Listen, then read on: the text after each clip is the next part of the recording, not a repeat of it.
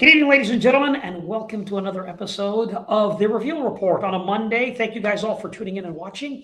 Been off for about a week, moved out to Florida, so getting things settled in. So it's not your typical background that you see, black, and we had like a leather chair that I was on, so a little bit different, but nonetheless, the information is still coming at you, and I appreciate you guys being here. I'm going to be joined by Jesse momentarily, and of course, our special guest who is on vacation but still decided to make it out, and we appreciate Gary Wayne is going to be here today. We're going to get into dangerous books of the occult. Interesting topic. 3 different books I don't think we touched on, so it's going to be great to get Gary's take and Jesse's take on them. Guys, if you just joined us, thank you so much. Much appreciated. Lots of love going out to you. Remember to like and subscribe. And let's do a special shout out right now, guys, to a few amazing people who helped make this broadcast possible today. Usually we're on, Carmen just joined us. Hey, big shout out to Carmen. So Carmen S just sent something on PayPal. So thank you to Carmen. Carmen, we see you. So thank you. Carmen, Dolly D, Paula G, and Vincent C. Vincent was a big PayPal contributor this week. So hats going off against to Carmen, Dolly, Paula, and Vincent C for the amazing contributions to PayPal to keep the show here on YouTube on a Monday and not focus it all on Patreon for just our Patreon members, but to YouTube so that everyone can consume it. The last video with Gary, we did over 22,000 views on the NWA. That's big for a small channel, 50-something thousand. Yeah, you guys want the information, so we're bringing it to you. Again, Carmen, thank you. Dolly, thank you. Paula, thank you. And Vincent C., big contributor this week for keeping this show on YouTube on a Monday. Please give them a big thank you, guys, in the comments below. All right, without further ado, let's bring my co-host and author. Welcome, Miss Jessie Zaboler, everyone. Hey, Jess. Hey, good to be here. And a special thank you as well to all who are helping to let us be here on YouTube and do this every Monday evening. Yeah, I look forward to these Monday evenings. It's fun, right? It's a great time on a Monday. Yeah. And we have such a bunch of people that support us and follow us. So thank you. Again, everyone in the chat, give these amazing people a big shout out. And we're also joined by Gary Wayne. He's a busy man doing all kinds of shows. And we love him and we love having him on. So Gary, how are you, my friend? Doing good, and happy to be back with you again tonight. And we'll see whether or not we can elucidate a little bit on some of these books that we're going to find that you're going to show that hopefully we're all aware of. We'll see. We'll see. I love it. Well, we're going to begin with a video that's gone viral. A lot of the topics recently, and I'm not quite sure if you, Jesse, or you, Gary, noticed, but a lot of the topics that I choose are based on current TikTok videos, which means a younger demographic, a younger culture seems to be fascinated with this information. These videos have gone viral. So I'll scrub the internet and I'll look at TikTok and Instagram videos. And these are videos that are popping up. People are interested in these things because some of these channels get 100, 500,000 followers. So this is really information that people want to know. And the information that I saw in this video is about a particular book. So I'm going to play a video. And I want to get, I'd like to get your take on it, Jesse and Gary, but I'm going to ask everyone who's watching to turn up their volume and take a listen, take a look at our first video of a very interesting book. Here it is. This is the most dangerous book in the world, and it's not just a legend. In the 8th century, a book was written that would become the most feared text in history. Its name, Azif. The book was said to contain secrets of black magic so ancient, they predated humanity itself. It spoke of a jinn, a powerful otherworldly being, trapped in our world. But Azif wasn't just a collection of myths. It contained detailed instructions on how to communicate with these beings. Many tried to destroy the book, but it always resurfaced, as if it had a will of its own. In the 19th century, a Yemeni poet named Hassan al-Mansur claimed to have found a copy of Azif. He spent months studying its pages, learning its secrets. One night, Hassan performed a ritual described in the book. Witnesses said they heard whispers in a language no one could understand. The next morning, Hassan was gone. All that remained was his journal, filled with frantic scribbles. The last entry read, "I've seen the jinn. It showed me the truth. The book isn't just a guide, it's a prison. And now, I'm trapped too. Wild, wild stuff. Jesse, let's begin with you first. What are your thoughts on this book? And what happened to the guy who was studying it and maybe doing things from it and then kind of disappearing after he wrote a journal? Yeah. I think that's a warning for people. You know, in the occult, there's what they call the living books, and that's what that kind of sounds like, something like that, where you can get, you know, books that have attachments to them, spiritual attachments, and, you know, they'll contain them in the pages. They're bound there by their name or their symbols, but, you know, what probably happened to him is he probably, you know, um, got terrified or hurt or you know, lost his life because of his connecting, you know, summoning these spirits that at the end of the day they're just evil. You know, they don't want to make alliances. They're in it to take life rather than give life. So Yeah, wild. And before we even get into it, do you want to comment on it was a jinn? So it's the Middle Eastern pronunciation, I would say, for demon, the description. And there's a lot of power and written things about jinn. We have to do a show in regards to this type of thing. we should. Yeah, that'd be a good topic. So, and talk about the jinns. But again, interesting book. A lot was packed in that little video. Gary, talk to us. What is your thoughts on that video, what you just saw, and what do you think about this? Yeah, there's so much to this story on this book. So just for people who aren't familiar with jinn, that shows up in the Quran. You have an Azif name for this book. There's different names for it throughout history. Book of the Dead, Necro, Chronmacon, as I think was flashed on the video. Yeah. Jinn are fallen angels and demons. There's two classes of jinn in the Quran. It's where Genie comes from. So this is the book of magic that is translated somewhere in the 700s to 800s into Greek. And so we don't get the originals. We don't get the original language. This is not an Arabic book, but it has sort of the decoration of the name on there, you know, Azif, and it's a bit misleading. So it has a history that goes back into the very early time of the post-Diluvian world and even back across the flood. So this is thought to be more related to Sumerian writings, although again, we don't have all of the original manuscripts. We only have the Greek, so there's a lot of bridging that they do on this to try and figure out whether or not it's legitimate or not. And so this is about the Magans, as they call themselves, in Azif. These are the Magians, Sabians, as we would understand them in the Quran.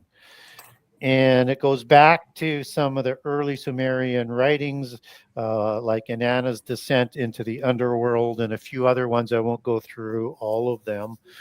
But the main point here is this is, when it's talking about this ancient language that nobody understands, this is Indo-Aryan. This would be a Vestan Indo-Aryan versus a Sanskrit Indo-Aryan. So we're talking about Persia and Zoroastrianism as we understand this religion that crosses the flood. It's Enochian mysticism from before the flood, but it's understood as Zoroastrianism after the flood. And it is going to be a religion that dominates the Middle East. And this is the magic writings that's going back, as it connects back to some historians, particularly within the Vatican, Clement writing on Peter's writings about Nimrod and Ham. That this is the religion and the magic that comes from that period, and that Ham was also named Chem Zarathustra, or the first post-Diluvian Zoroaster.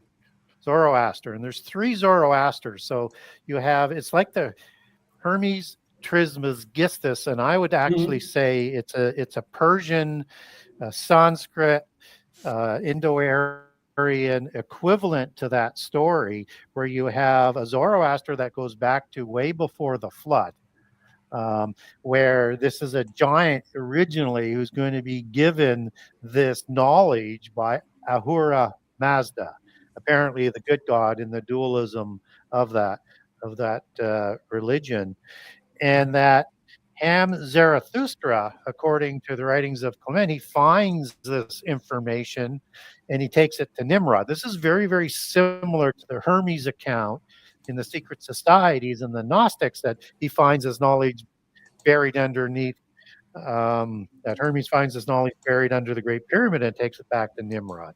And this creates that first Babel religion after the flood and all of the magic that was associated with it. So this is a religion of the ancient Indo-Aryans, and it's a religion of what we would call those who spoke gibberish or Proto-Indo-Aryan, because it was spoken in different sounds and sound levels and pronunciations. And it's when you have demons talking and they call it gibberish, that's the type of language. Again, you see that sort of connection that's in there. So this is the religion of the giants, and carrying on their religion that corrupted the whole antediluvian world through all sorts of illicit knowledge. So this would be considered, from that sort of basis, a very evil and dangerous book, because this knowledge, as the Gnostics talk about, has the knowledge of the absolute that has the ability to destroy the whole world completely. Wow. And so it's knowledge that they want to have kept, and it's usually done through the adepts, right? So this is your typical magi type of writing that comes down through the priests of Egypt. It comes down through all the various religions at the adept level, and we see this kind of magic show up with Rosicrucians downstream, as in, you know, people like Francis Bacon and people like that. I won't go through a lot more detail on it, but should we take this book seriously? Yes. Perhaps, because those who use it believe it, and they're utilizing it to do horrible things. So there's going to be something to it, whether or not it's pure from the original content, because again, you can't track this. But the high-level adepts say that they have this knowledge and this writings right back from before the flood, and the new transcripts that were written on various forms after the flood. Wow. It's a lot to unpack there, guys. And so it's an interesting book nonetheless to say. Let me ask you, Gary, your thoughts on the jinns. If you could just touch on that a little bit more. I know you touched on it briefly. We're going to talk about later in the video, but the Middle Eastern culture really embraces the jinns. There's a fear of them, some that conduct magic. There's in studying this, I realized that a lot of people pay shaman in their language, witch doctors, to conduct spells, to take away spells, and do works with these jinns. It's humongously popular. So in the Quran, the most famous of the jinn is somebody named Iblis, which we understand biblically as Satan. And so he's the chief of these jinn. And also in the Quran, it talks about who's worshiping the jinn. And the jinn will say it's not us that's being worshipped, because they're worshiping the demigod, demon spirits, which aren't considered full level of jinn, at full level of fallen angel. And so this is the hero worship that goes on after the giants die, and that demonic spirit goes back to the place that they ruled. And that's who they do sacrifices to pacify that spirit, who's very upset because it has no body anymore and it doesn't have a place of rest. This happened with vagabond ghost spirits in Taoism. They have the same accounts. This is the same hero worship that went on in Greece, and the same hero worship that went on in Sumeria. So jinn is just fallen angels, the That's Nephilim, all. as we would sort of understand them. Yeah. Yeah. So it's not. And demon spirits on the lower degraded level. Yeah, they're just referred to in that language as the jinn. These are the jinns, and it's unbelievable what they say about these demons, or as you would say, fallen ones. So it's nothing different of a species or being we never heard of. It's just another description or name for that culture for the fallen ones. Correct. Yeah, and in the imprisonment shows up in the mythologies and mythos of like the genie, where genie is rooted in the word jinn, and of course they're trapped in this lamp. So they had a box there. They would trap them in all sorts of different things, and they would be able to communicate. Some of them may have even been trapped within talking idols called teraphims in the Bible. These are. And that word teraphim it's used throughout the Bible. Sometimes it's translated directly as that. Sometimes it's just an idol. You have to go back to the Hebrew to find out which one it is. Like when Rachel steals from Laban, the family idol, that is teraphim. And teraphim is spelled with a TS, and it encapsulates for the rest of the word, Rapha and Raphaim, because it's rooted in Rapha 7495, which is a source word. It means to heal. The source word for 7496, which is the demon spirit, and 7497, the giant. They're all interrelated. They're connected words. That's why they connect back to each other. Yeah. I have a question real quick. I'm curious with you see also kind of the capturing of spirits with some of the stories about King Solomon and the 72 keys. Would you say that this is similar to that, or is there a difference between, what Solomon captured versus like when you have jinn, in a container, a genie lamp, or in whatever they're capturing them in? Yeah, you're not going to capture a fallen angel. They're too powerful.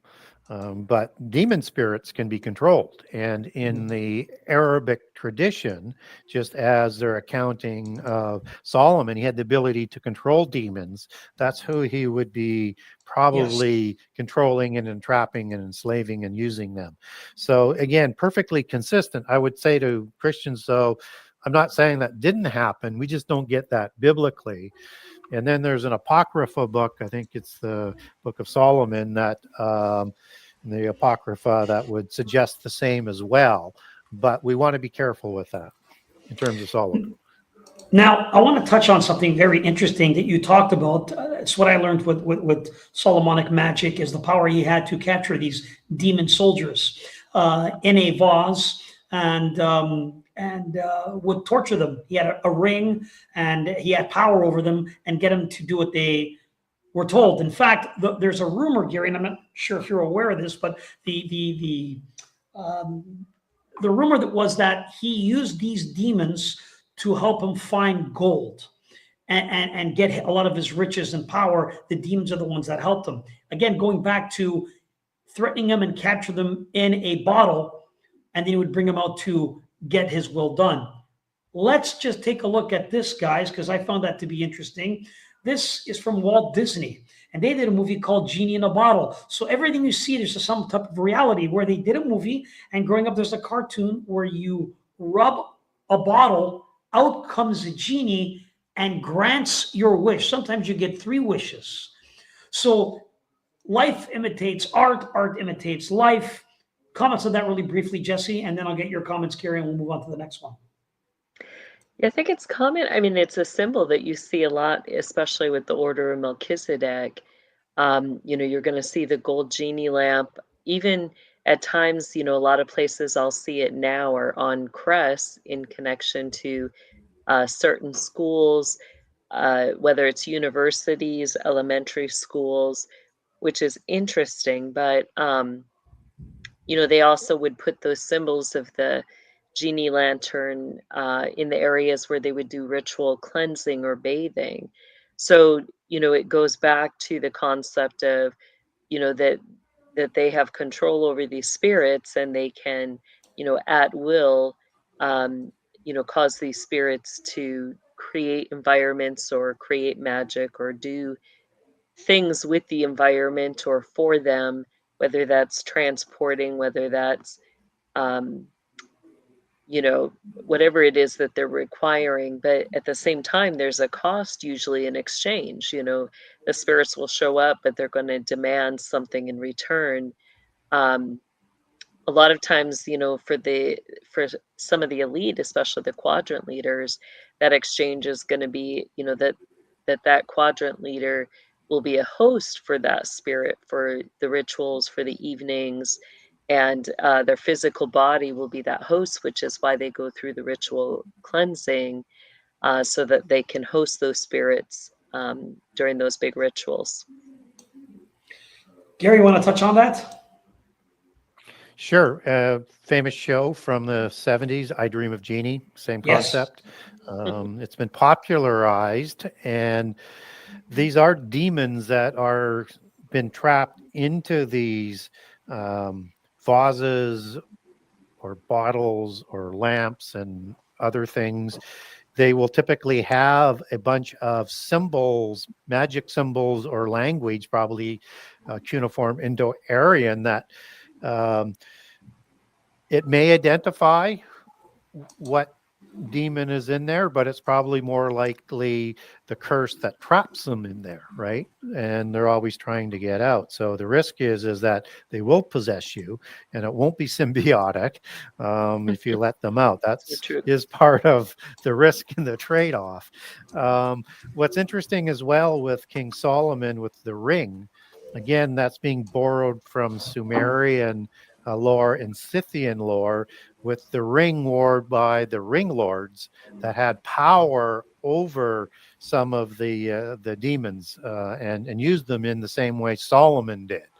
And so when we see the ring lords or Lord of the Rings, that's kind of that ring that they're symbolizing in there. That's what it's representing. And so this is part of a larger ring of a limited number of sovereigns who have divine authority that have been given to them by the council of the gods in another sort of ring. And these sovereigns would form this assembly as well, also at Mount Hermon. And that's where they also were given their authority. And this is the same ideology that comes down through the kings today with the king's ring and their divine right to rule. And so, again, what we see is polytheists at every opportunity will try and draft all the important patriarchs and then intermix them, all the most important patriarchs biblically, and then intermix them into their religion. And it's all part of the plan for the end time to say, hey, your religion is false. It went rogue. This is the true ancient religion. And here's all the examples with all of your patriarchs, including Jesus, as to how we can prove it. Excellent information. All right, guys, let's move along to the next book. This book was apparently written by a pope. And I wouldn't even touch on it. Let me play the video first. Get your take on it. And then I have two different videos based on this particular book, Extremely Dangerous, written by a pope. I'm going to play the first clip, get your feedback, and then we'll go into it even deeper. Take a look, turn up your volumes, and take a look at this. The Grimoire of Pope Honorius. Attributed to Pope Honorius III, this book intertwines elements of Christian liturgy with rituals of black magic, such as demonic invocations and necromancy. While its authorship is debated, what remains undeniable is the fascination and fear it has evoked over the centuries. The Church condemned it as heretical, but this only fueled its notoriety, turning it into a symbol of forbidden power. What secrets does this grimoire hold? Is it a tool for mastering the supernatural, or a gateway to uncontrollable dangers? All right, Jesse, let's begin with you. Thoughts on what you just saw? Yeah, I think definitely it's a gateway to dangerous things. And, I've done several shows on the connection with the popes, their coat of arms, what those coat of arms really represent in regard to, it's kind of like airing their specialties, their specs. What type of magic do they engage in? And that book is one that, and with the Pope, he was really connected, I feel, to summoning different types of infernals, as well as there, I believe, is a connection with necromancy as well. Yes, right. Um, when you see his stuff, we definitely see in the Grimoire, the pages, your Pentacles of Solomon symbols, your different Kabbalah symbols, all of that, going to be connected to your Enochian as well as your Solomonic magic. And, I don't think it was a good thing at all. I think, it is quite a dangerous book, but. Gary, have you heard of this book? What do you know about it? And what are your thoughts from what you've heard thus far? Yeah, I haven't read it. I am a little bit familiar with it. And I would, from what I've learned about it, and again, not super deep on this one, but a lot of the popes were from the religion of Mithra, particularly as you have that mixing with Roman Catholicism and getting, the black robes, calling the priests father, moving the Sabbath to Sunday, celebrating Christmas on December 25, and a whole bunch of other things. So we should not be surprised that you have Gnostics or more ancient term Mithraism, and even more ancient to that, Mithraism is a branch of Zoroastrianism and just sort of the Latinized version of it. So Zoroaster is very important, and Mithra is a main god in Zoroastrianism, who Maitreya comes from. So we shouldn't be surprised that we would see similar types of symbols and magic that would be being used by the Pope in this case, and that it probably comes through that branch. Now, it could have some cultural changes to it to a certain degree, but because both will root back to Zoroastrianism, it's definitely going to have a lot of similarities. It'd be interesting to put Grimoire up against Azif and see how they match up, and also how that would match up with with people like Bacon and his mentor. I'm trying to remember his name right now. 007 is, I can't come up with the name right now, but would have been studying. I would think it'd be very, very similar. I think this one is connected. You had Eliphas Levi, who was one who studied this one. The Grimoire of Pope Honorius, in what I've read from it thus far, and I found it interesting. For those who don't know, go back and watch my testimony. I talk about studying King Solomon and his style of magic. And I found it interesting that certain parts of this come from Solomon's style magic and how he would conduct themselves and what they did before rituals. And I'm going to play another video, and then I'll get both your comments. I would like to say to everybody watching this, the purpose of these shows are educational. The purpose of these shows is to show you the danger of playing with these things. The purpose of this show isn't to glorify this in any way, shape, or form. In fact, it's the reverse. It's a warning not to dabble in things you're not aware of, because there's a price to pay when you're messing around with these things. So the next video is going to go into a little bit of in-depth of what they do in this book. And again, not for you to go do it, but to understand how insane grown adults can be going after power, information, and wanting to be more than everybody else. They'll go through amazing lengths, just like athletes will talk to different fitness specialists, nutritionists, just like television people running a major network will hire consultants to guide them. Well, these people would try and contact beings from another realm to give them the edge over everybody else. I'm going to play this video, and then I'll get both your takes. It's a little bit deep in what it goes into, but it's an eye-opener. So turn it up, take a look, and here it is. The Grimoire of Pope Honorius reaches its most controversial point in the section dedicated to demonic invocations and pacts. Here, precise rituals are outlined for contacting specific entities from the underworld, drawing them into the earthly plane and bending them to the magician's will. These practices have cemented the Grimoire's reputation as a dangerous work, as they engage with forces that, as the text warns, will always seek to exceed the practitioner's control. The process begins with the meticulous preparation of the ritual space. The magic circle is the centerpiece, drawn on the ground with consecrated salt and reinforced with sigils and divine names such as Adonai or Elohim.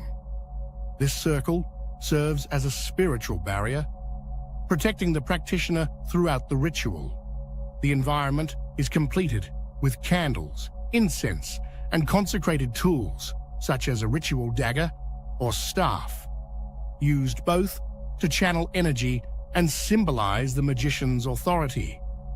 Each demonic entity in the grimoire serves a specific purpose, such as offering forbidden knowledge, bestowing riches, or influencing the behavior of others. Among the most notable figures are Lucifer, Beelzebub, and Astaroth, whose invocations are accompanied by their unique sigils. These sigils, carefully reproduced on parchment or consecrated surfaces, act as astral signatures that establish the connection to the desired entity. Once the sigil is prepared, the practitioner must recite Latin formulas, carefully transcribed in the grimoire, blending fragments of Christian prayers with esoteric invocations. When the entity responds to the invocation, usually in an intangible form or through subtle manifestations, the magician proceeds to negotiate a pact. This agreement may include specific requests in exchange for symbolic offerings such as black candles, rare incense, or even more complex promises. Chess. This all sounds very familiar to a particular style of magic. In my 13 years, I am telling you, these are things, unfortunately, that I participated in. Yeah. This is wild that this is supposed to be a book written by a pope. A pope wrote this book, and this is what's in it. Why would a pope write such things? This is bizarre to me, but let me go with your thoughts on what you heard. I think the answer is he wrote it because he was engaged in, different forms of magic, forms of Kabbalism, as well as, the Enochian, the Solomonic magic. And in that, grimoires are purposeful. He's not just writing about herbs or gathering things for tinctures. Its purpose is to summon and invoke demons and make contracts with them. So that's something, we talk about all the time with occultists, that, they're kind of bound by those contracts that they make. And we talk about the spiritual attachments and how that impacts them, and how, it's not a good thing. No matter what we hear, that, magic is something that is dangerous, and it's sad to believe that it is happening even, by those who are supposed to represent that mediator between God and man. Obviously he was into a lot more than just, being in the word and growing faith and in spiritual things. And that's beyond spiritual warfare as well, because, in spiritual warfare, you're not going to be summoning spirits or seeking to have that contact with them. Yeah.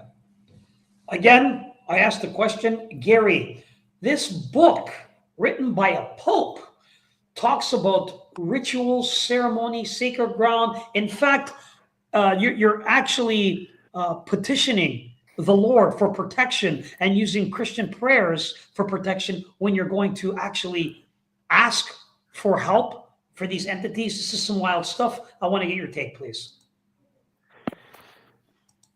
Yeah, I would probably say more Christian gloss as they Yes. sort of do that amalgamation, right? And it's a typical thing to draft it into the ancient old religion.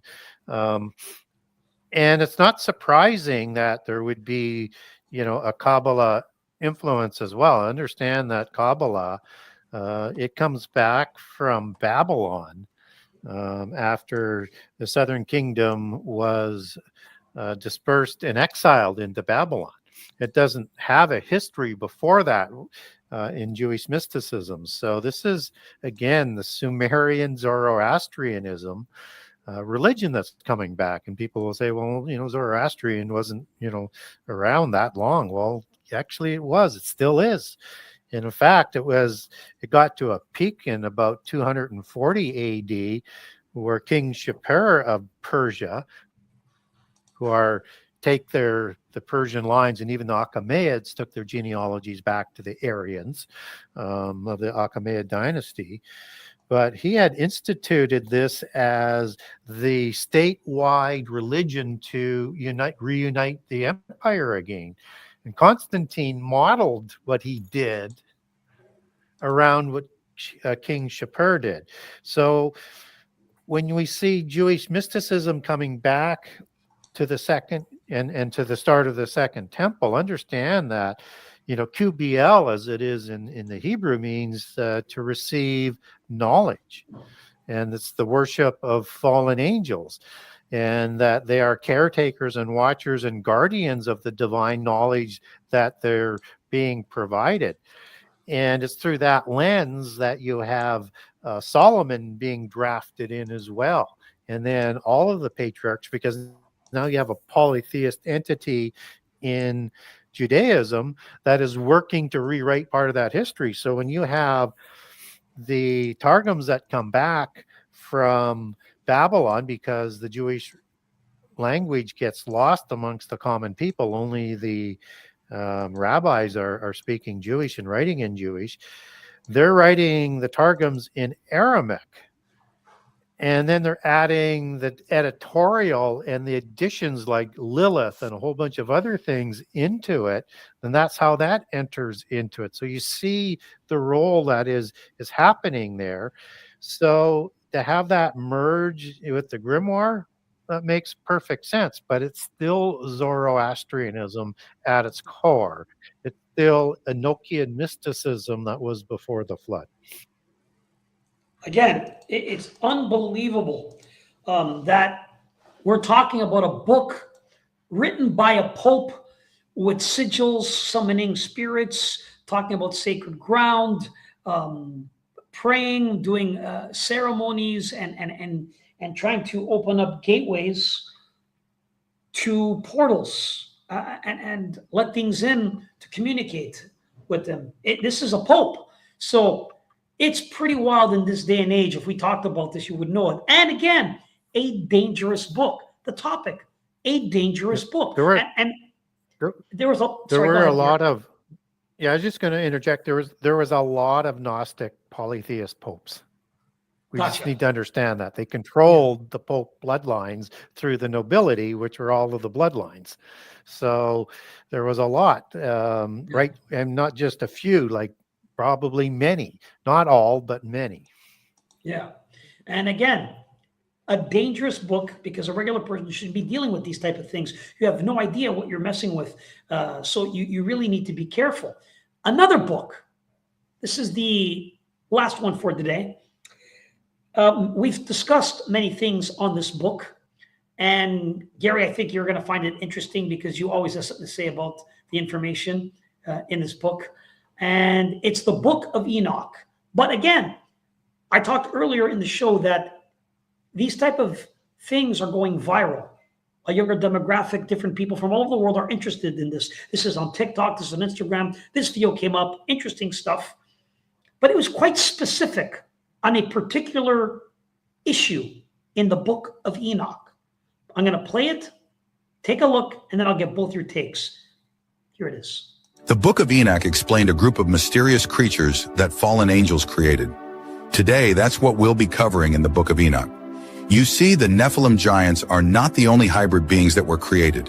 There were also mysterious crossbreeds between animals and humans. Let me explain. The Book of Enoch mentions how the 200 Watchers experimented on humans and animals to create monstrous hybrid beings. The book reads, the 200 angels choose animals on which to perform unnatural acts, including presumably humans. 200 donkeys, 200 rams, 200 goats, 200 beasts. From every animal, from every bird, from miscegenation. The outcome of the demonic corruption was violence, perversion, and a brood of monstrous beings. They defiled, they begot giants and monsters. Now, as we can see, the Book of Enoch referred to giants and monsters, meaning there were several different hybrids. Several different hybrids splicing the DNA or however way they did it to breed creatures. I mean, it got pretty specific. And these beings, these hybrids, interesting stuff. Jesse, begin with you. What are your thoughts on what you just saw? I don't think it's stopped. Like, I think that is still occurring in our time. And, you know, the question is, are they really doing it scientifically? You know, I think that there's evidence to show it's been happening throughout time. And you have, you know, sadly, a lot of it coming through the different programs, projects, experiments, whether that was through, you know, in connection to the military, different programs prior to that, you know, connected to Nazis. I think that, you know, it's still happening. And, you know, it outlines, I think, a lot of those connections with, it's almost like there's a romanticizing, which leads to, and I'll just say it this way, to bestiality. I think that that's really the purpose behind it. When you get into the higher levels of the occult, you know, you get a lot with the sex magic. And, you know, were they creating creatures purposely to personify them, give them those characteristics that then would draw people easier into lust and bestiality? And, you know, it's really scary when you look at it. You have things like, you know, some of the big things that go viral, the My Little Ponies. You get a whole bunch of fan things with that fandom. You know, my kids were dealing with people that were into furries. And not to say anything about the children struggling with this, but this is the extent it was going to, where some of the local schools were actually putting into the bathrooms litter boxes for the kids that thought they were cats. And it's like, okay, this is not a healthy thing, you know, but there was a sexualizing of animals, and, you know, that becoming then a way of life for people where, you know, they weren't seeing themselves as male or female. It's now they can be whatever they want to be, and personifying the animals and mixing animals, interbreeding, all of that leading to, you know, forms of, you know, pornography that is going to be, you know, with these hybrids or with animals. So, you know, it gets to be a very dangerous thing when you think about it, because I don't think it's stopped. It's gone beyond, you know, the ancient days, where it's still continuing today. That's some wild allegations there, Jess. I don't know anything about that. I didn't look at it in that perspective or lens. I look at it as a worship of some sort. These creatures and beings are entities of different sorts. There's many names for them. And it's almost as if they want these young people to worship these creatures, worship them, to accept them as their leaders and so forth, and look up to them. Wild. Gary, your thoughts on the particular video and comments on what Jesse just said, please. Yeah, so a lot of things there. So first thing for people who may be trying to find that in First Enoch, you can't. You get kind of a vague reference to what's going on with the corruption of the animals and the beasts, but you don't get that specificity in First Enoch, at least not in any of the copies that I have. Where you do find it is in the Enochian Book of Giants.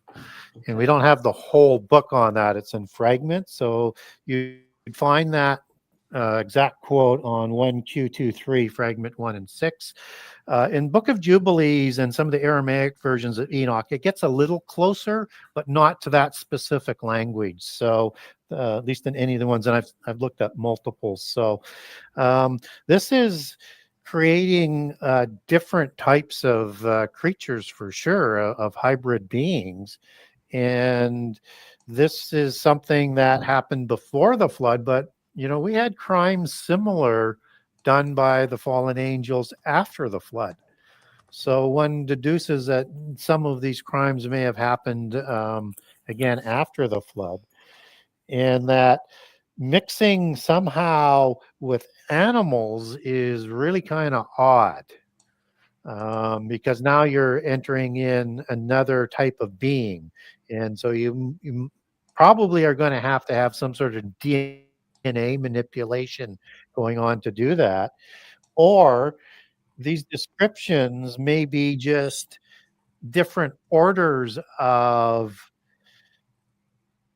watchers and angels who are mating with human females to create hybrid looking beings. So what do I mean by that? Well, a ram is basically, a horned being, and a ram is also, understood in ancient pantheons as being, as it shows up in Indo-Aryan, again, the language of the giants, Cern or Kern or Keren as horn in Hebrew. And Cern or Kern means horn-headed god, horn-headed being, right? So what kind of angels do we have that have horns on it? Well, we have a cherubim that has a human head. It has a bull's head, or in some translations an ox, but I think a bull or a ram would be more accurate there. You have a lion's head, and you have a bird's head. And these are watchers.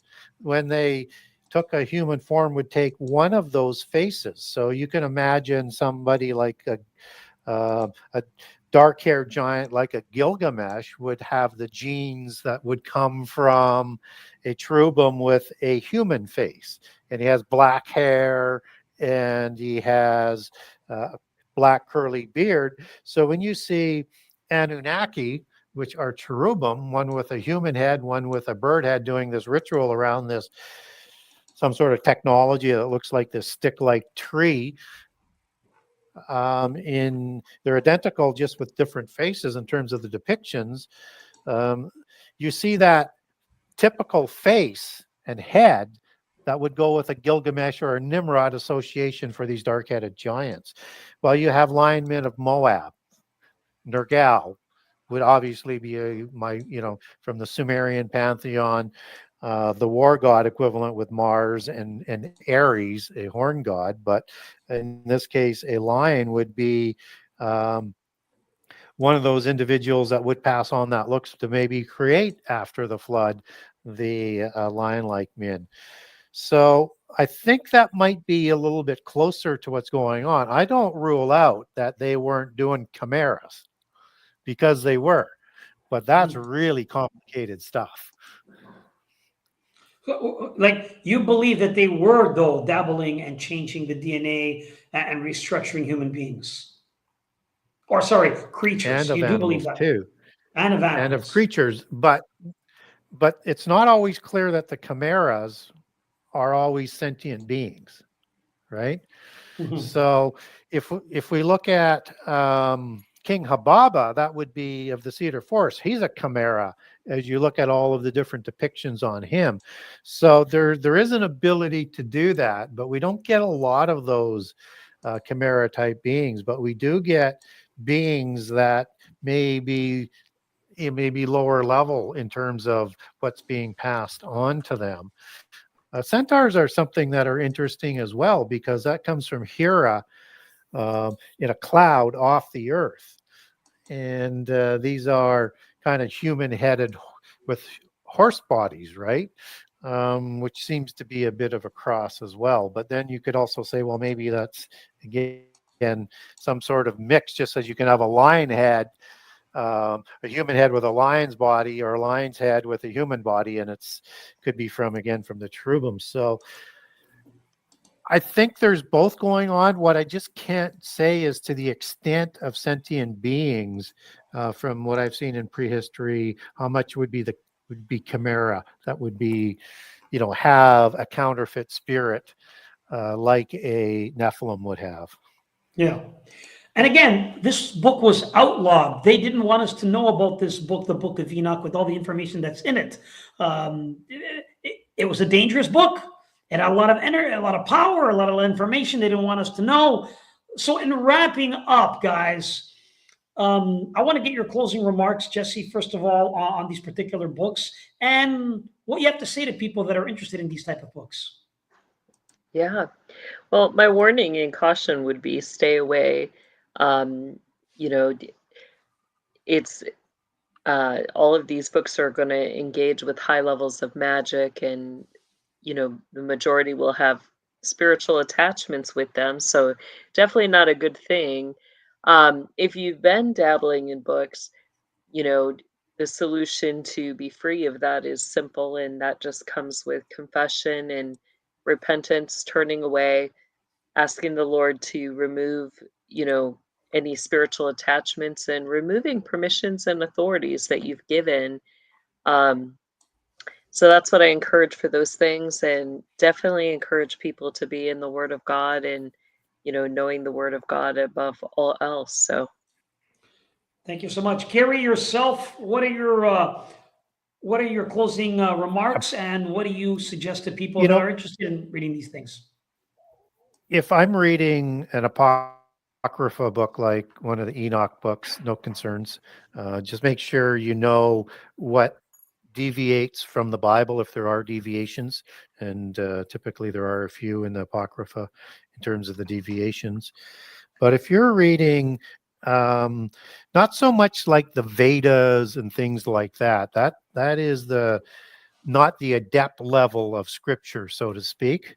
But when you get into the books of magic, like, anything to do with Enochian mysticism, or anything to do with the books that we talked about, like the Grimoire and, Azif, and how many other thousands of books of magic that are out there, do not read them. You do not know what kind of spells are in those books for the one who reads it, because when you're reading it, you're basically talking to yourself and you are implementing the spell. You have no idea what's all loaded into it. So, and you have no idea what types of entry that you're permitting by opening the book to read it. So just don't get into that level. It's just a path that you have no idea what you're getting yourself into. And I'm not saying you're going to absolutely disappear into this chest or something like what we saw on one of the videos, but who knows where you would go. Yeah, 100%. Yeah. And Gary, how can the people support what you do and get a hold of you and buy your book? So the best way to support me is to go to my website, to the Genesis6conspiracy.com. That's Genesis6conspiracy with the number 6conspiracy.com. On the website, I have a generous excerpt of all 84 chapters of book 2, all 98 chapters of book 1. If you like some of the things I say, or you want to get a hold of me, ask me a question, go to contact the author. If you want to support me and get a signed copy from me, you can go to the Buy Now page. You have on that Buy Now page 3 different columns: Buy page 1 is for book 1. Buy page 2 is for book 2. Buy page 3 is the bundling book. All the pages have discounts, but the bundle and with both books and multiple numbers or just 2, go to buy page 3. If you live in the US, there's a US page to go to. If you're in Canada, go to the Canadian page. If you're anywhere else in the world, go to the international page. If you want to buy the books from Amazon or barnesandnoble.com, I have links over from the website there as well. I'm fine either way. You do what's best for you and what you want to do. And if you wanted to get the Kindle version, you can link over from the website and the buy pages as well to Amazon for both books for Kindle. And you can also link over to Amazon for the Audible versions for both books as well. Great.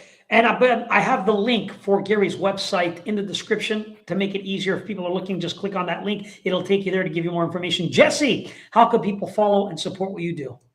Yeah, you can find me on kingdomlivingwithjesse.com. On there, you can also access my books under the cool stuff.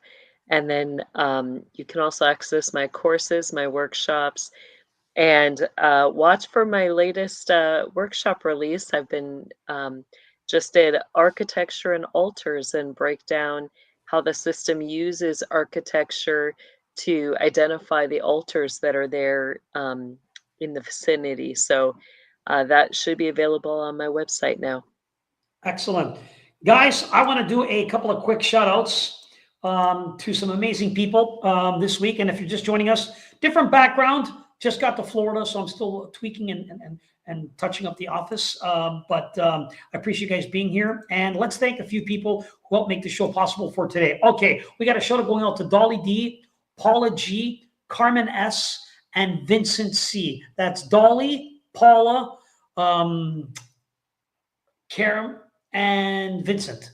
These are amazing individuals who wanted the show here on YouTube posted for everyone to see for free. And they sent something to PayPal. So I am grateful and thankful. And it's not exclusive to Patreon. If you want to help and you like the information in the shows and the content, please go to paypal.me/George Iceman. The link is in the comments and in the description. I want to thank you all for joining us. We hope you join us for the after show. Coming up next on Patreon, we're doing a Q&A roundtable, and you can be a part of it. All right, guys, on behalf of Gary Wayne, Jesse, and myself, we thank you for watching. Hope you have a great night. God bless everybody, and good night.